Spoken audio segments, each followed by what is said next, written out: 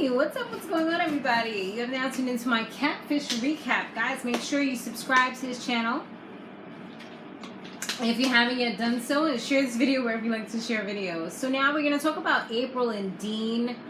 And this one, it was an okay episode. It wasn't really like one of those that you're like, oh my gosh, look what just happened. I can't believe it. Like, this was kind of, But we'll talk about it anyway. So April, she's from Utah, and Dean, he's from Texas. And he had initially private messaged her years ago. So they've been talking for several years throughout her adolescence into pretty much like, you know, getting older. So she's known him, I think she said since she was like 14 or something like that. And they have exchanged, well, I know she said that she told him that she loves him, and she hasn't really like done any of the extra stuff like video chatted him, hasn't seen him in person or anything. I'm like, here we go again. Like, how you love somebody you've never seen them? Like, I just don't know how that works. Like, I could probably maybe be infatuated by you. I'll probably be like curious.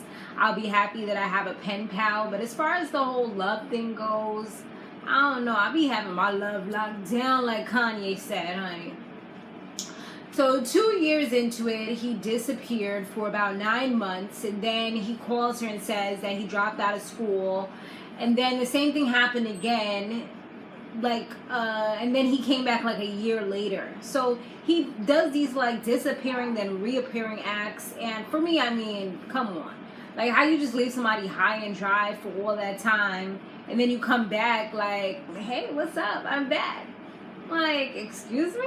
Where have you been all this time? But then he did have a good excuse, especially the second time around, because he said that his mother had passed away. And she was kind of like his shoulder to cry on, and somebody that was there for him through thick and thin for him to talk to, for her to talk to. I mean, I said it right the first time. I'm over here messing my own self up.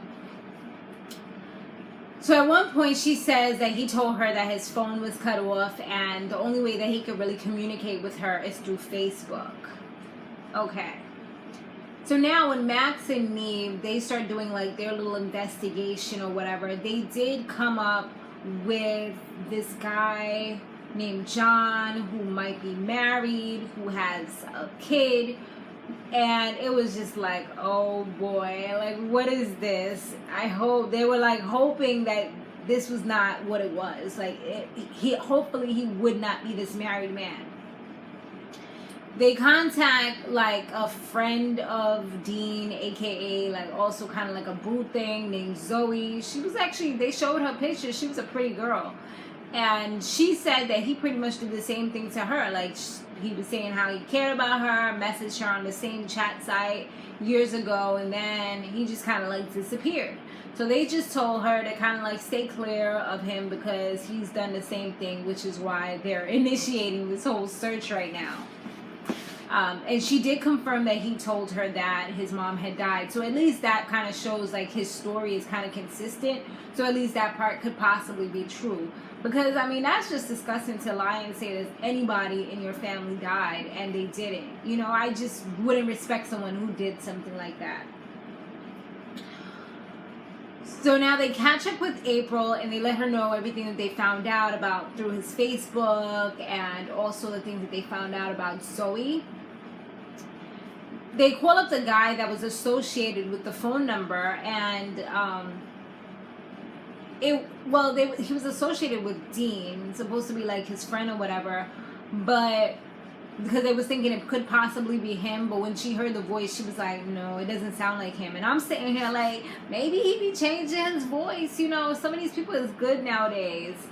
But he was like that he's just, his name is Dakota, and that he just kind of crashes on his couch sometimes. But he was just like really vague. I don't know if he's just like a good friend that didn't want to give out too much information or whatever. So now they get to Dean's house because he did let them know that they can come or whatever. Dakota opens the door and was just like, oh, Dean just left. And it's like, wait, hold on, wait a minute. Didn't he just say he was going to be here? And who are you? now we really looking at you a little funny. But she's like, nah, the voice does not sound like him. It sounds completely different. And he was like, I'm not sure what happened. Like, he just kind of left. They tried to wait for a little bit, but he didn't show up, so they had to leave. And they only had one more day left. Luckily, when they went back, he actually did open the door, and lo and behold, it actually was him. So when they asked him, like, yo, well, what happened to you yesterday? He was just like, oh, the reason why is because he was nervous, he was scared, and he kind of let that get the best of him. So he was just giving a whole bunch of excuses. The whole thing with his mother was actually true. Like, the things that he was telling her, for the most part, was true.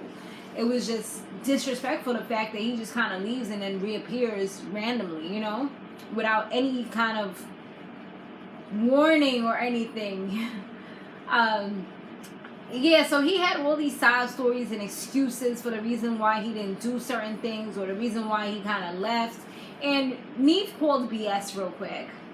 No, was it Nev? No, I think it was actually Max that called BS. Yeah, it was Max that kind of called him out on his bullshit. He was just like, yeah, so everything you've been telling her has been true. And he was like, yeah, I've been honest with her. He's like, okay, but what about the girl named Zoey? You did the same thing to her. He's like, oh, but she, you know, she has kids, and that's not really what I want to do right now, because I'm really trying to get my life together. I'm not in a like the type of situation where I could deal with that. And they were just giving him that look like, yeah, okay, we still ain't really buying it like that. So they did have like a little heart to heart after Nev was just like, well, Max and Nev pretty much were both like, okay, so do you want to be with her or not? Like, what's up? And like, where is this going? What is this? We need to know. They're like the guardians of her heart or something. So he says that he does care, and he promises that he won't just randomly leave again. So she seems to, they both have like a long talk inside his house, and they kind of come to an agreement where it's like, okay, we're going to move forward. We're not really sure what we're going to be. And from the way they were talking, it just didn't seem like they were going to be much. They didn't say anything about a relationship, trying to be in a relationship. I mean, her eyebrows were on point, honey. I mean, that's what I was loving about her. But, yeah, they didn't really seem like they wanted to go any further with it. I don't know if the attraction left, the mystery left. Like, she more so seemed like she was more willing. But he just kind of seemed like real flip-floppy. So, I don't know about him.